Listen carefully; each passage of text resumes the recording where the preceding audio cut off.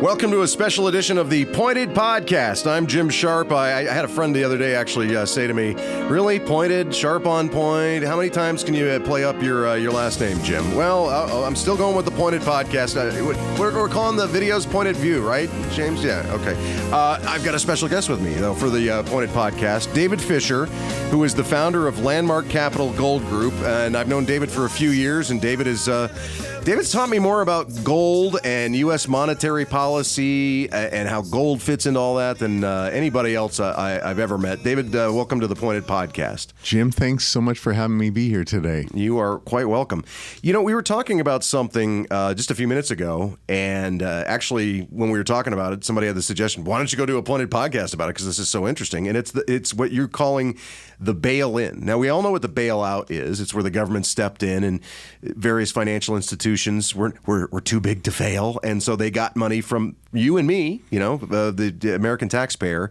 What is the bail-in?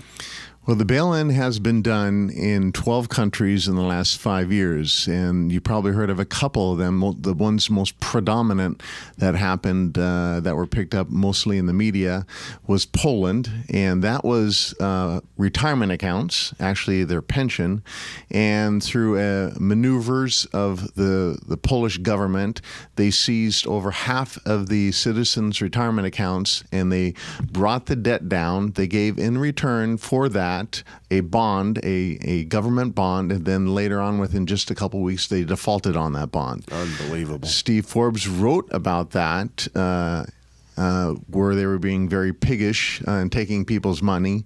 And he also said that you're going to probably see this happening in many other countries, and he was right. Because when you throw the idea out there that there's the possibility that the government could come in and seize either my bank account or my retirement account, people start to go, oh, please, this is conspiracy theory stuff, but it's happened in other places. Yeah, you're exactly right. And since I've been doing this for 21 years, I kind of resisted this whole idea, even really talking about it for quite some time, until I really started studying it and seeing, this is really not a conspiratorial thing. This is moving from the left and the right wing on the fringes to becoming mainstream.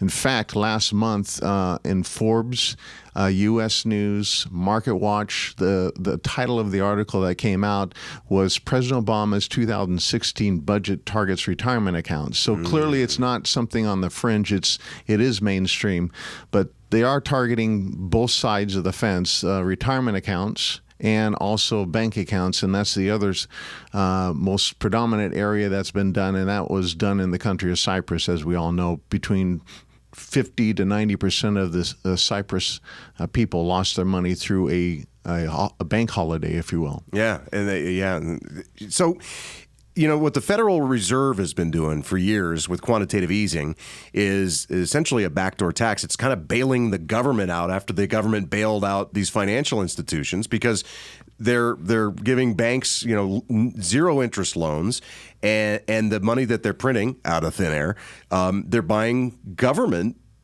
bonds with that. Correct. Yeah, and so apparently that's not working well enough. Now they're setting their sights on our retirement money.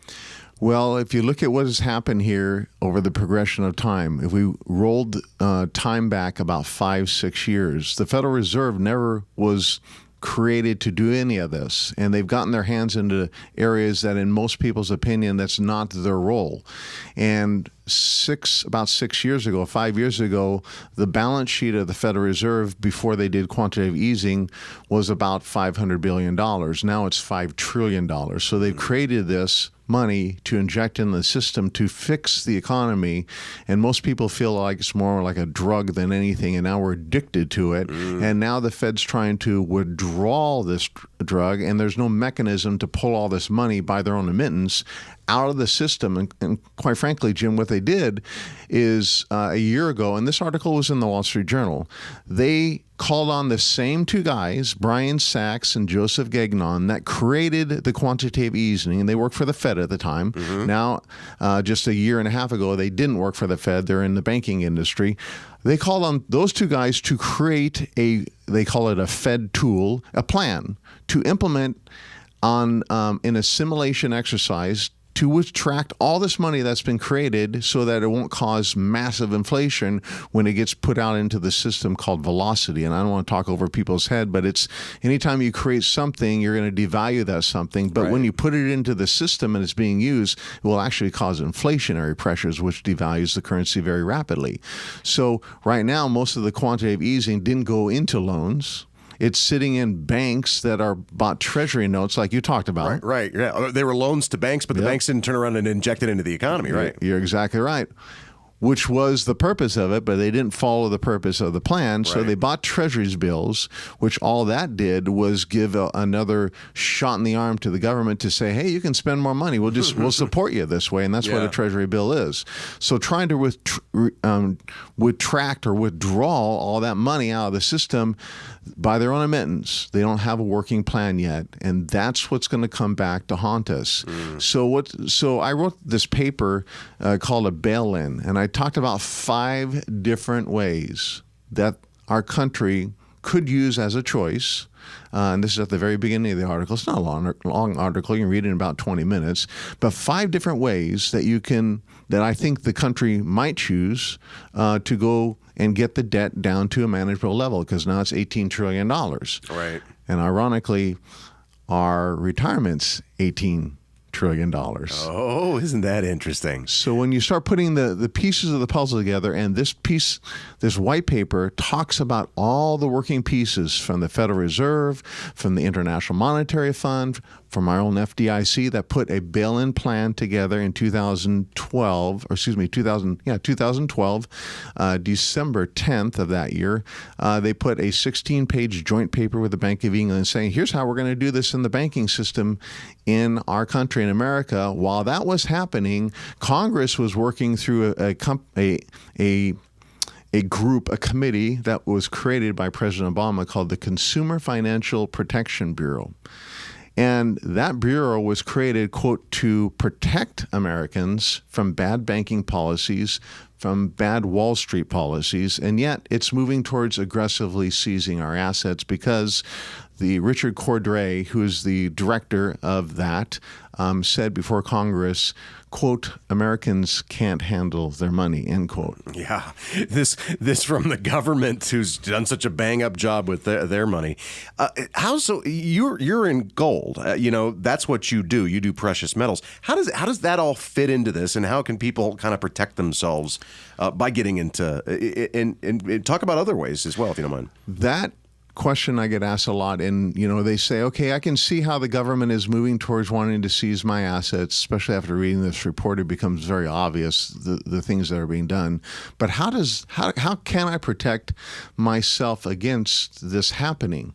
Well, first of all, I don't know, Jim, if they're going to do this or not. They might inflate our way out of this. Right. And that's one of the 4 options. The other one is bail-in. Would still stink, but yeah. And the first 3, get the report and you'll read the first 3. I don't think they're going to choose those routes. But if they choose to inflate and you have gold as a part of your portfolio, the Fed is talking about raising rates. In fact, they've said they're going to raise it in June. And they might raise it a couple more times this year, is what some economists are saying. Inflation, that environment, that's the best season for gold.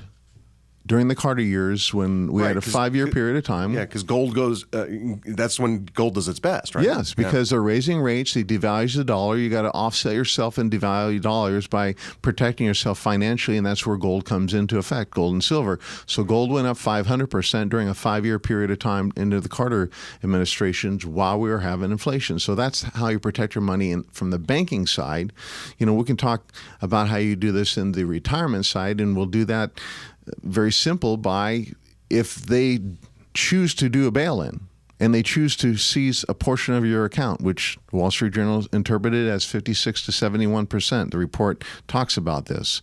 And you withdraw some of the money, not taking a distribution, but transferring the account over to a qualified account that holds physical gold and silver. Right.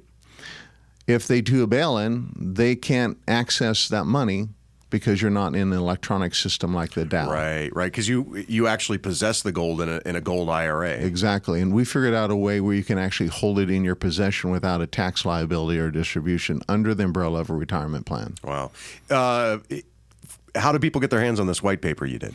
They can contact our company. If you can go to the web, it's landmarkgold.com. As simple as that. There's a place where you can click on and get this form. And we'll send it right out to you. Yeah. And it was funny because we were talking about the phone number earlier, and you said to me, I don't have it memorized. It's 877-448-2646. Is that right? Yes. You look a little unsure, but I think you're right. I think you're close. David Fisher, once again from Landmark Capital, landmarkgold.com if you want to get this white paper 2015 on the coming bail-in. I'm Jim Sharpe. This is the Pointed Podcast.